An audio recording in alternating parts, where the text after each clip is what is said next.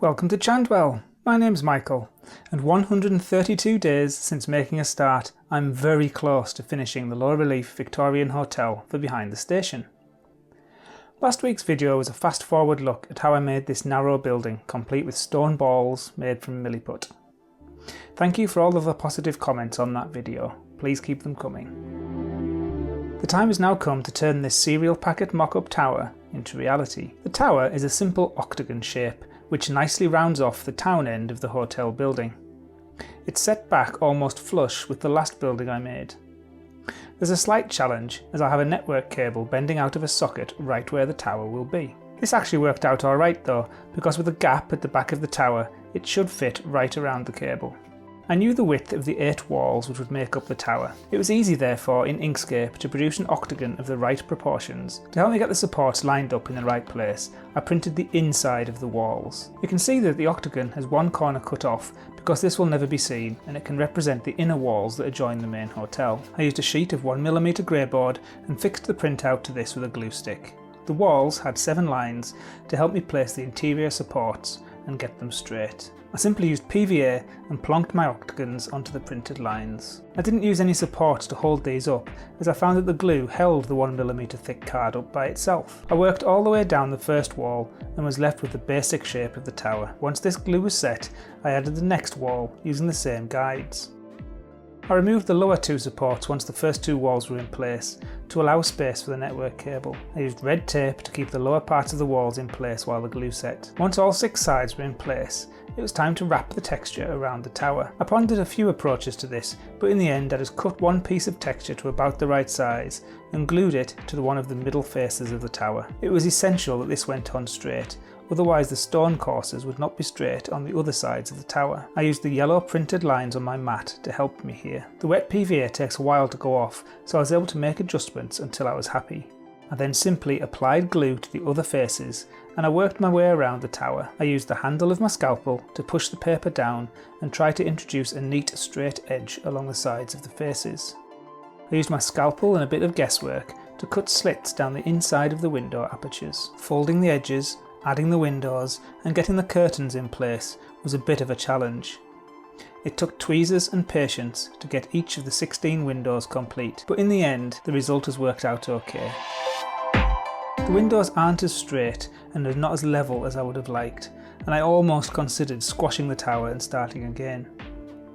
In the end, I decided that it was good enough at a normal viewing angle and therefore decided to plough on. To get the tower into position, I needed to perform surgery on last week's building. I had added the stone relief detail all the way around the side, but I had to cut and remove some of this to accommodate the tower. It was then just a case of using PVA to glue the tower to the main building.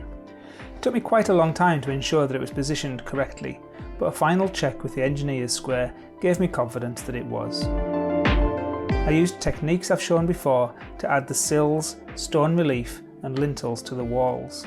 The 1mm wide strips of Weetabix packet remain a bit of a challenge, but I think I've now seen the last of these.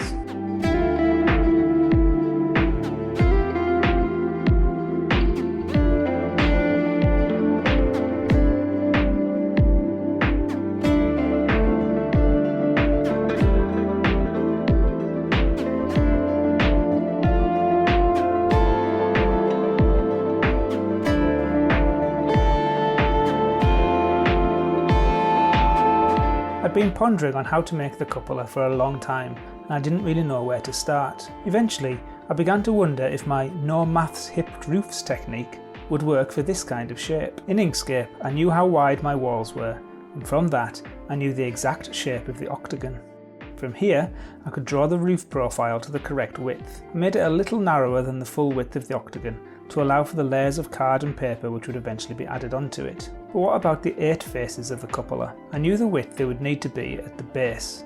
This is the same width as the walls that they go on top of. But how do I curve these faces so that they line up straight against each other? I just took a blind guess. I took the full shape and simply used Inkscape to squash it to the same width as the wall. I had no idea if this would work. So how tall does it need to be?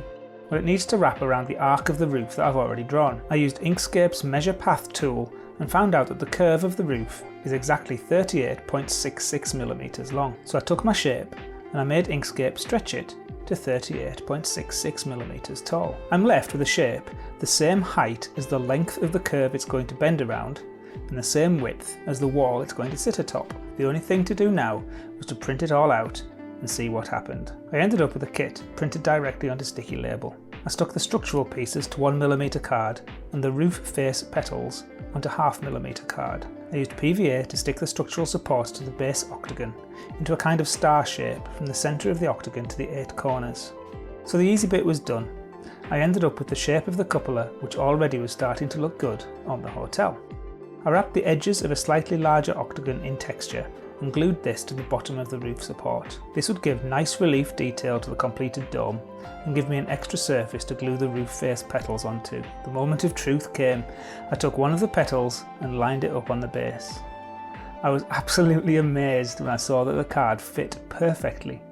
The curve, which I just guessed at, went along the support rib with almost perfection. I'm sure that someone may be able to explain the maths of what I did, but it just feels like some kind of magic, and I was feeling so pleased at this point. I used PVA and held the piece in place with red tape as it dried. The curved element tends to uncurve as the glue was drying, so the tape was essential. I left this first piece in place by itself for an hour or two so it became rock solid. To help with the process, I bent each petal around a varnish bottle. I used red tape as I added the other faces. At this really small scale, slight inaccuracies in how I placed the inner ribs meant that I had some gaps and overlaps to contend with, but on the whole, the 8 pieces went on well and thankfully did all line up without needing to be trimmed. I added the whole thing to another octagon, larger again, to represent the stone overhang at the top of the wall. I wasn't sure what texture to give the cupola. I was tempted to paint it, but in the end, I printed a set of cover layers simply made of the Scale Scenes tarmac road texture. I was really taken by this photo that I took of the real thing in Bradford in May. The cupola has a hole in it,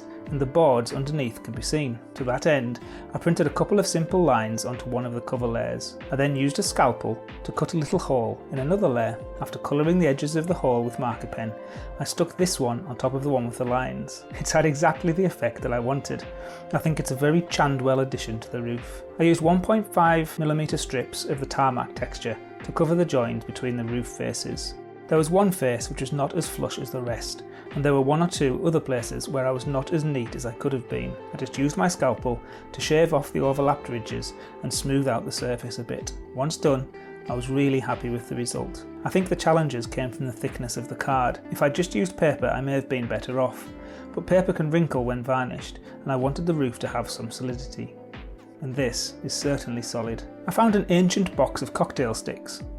I cut the end off one, coloured it in with a marker pen, and used a blob of PVA to stick it to the top of the cupola. Once this was done, it was a simple case of sticking it to the tower, patching up the roof, and completing the tiling. The hotel has taken 158 hours of effort to get to this point. If I was paid the UK minimum wage for this effort, it would have cost £1,407 so far. Are you enjoying this build now it's nearly finished? If you are, go and watch this video about how I made the station in front of the hotel. You might like that one. I think I'll finish the hotel in the next video, so please do watch out for that. In the meantime, thank you for watching, stay safe, and I'll see you next time.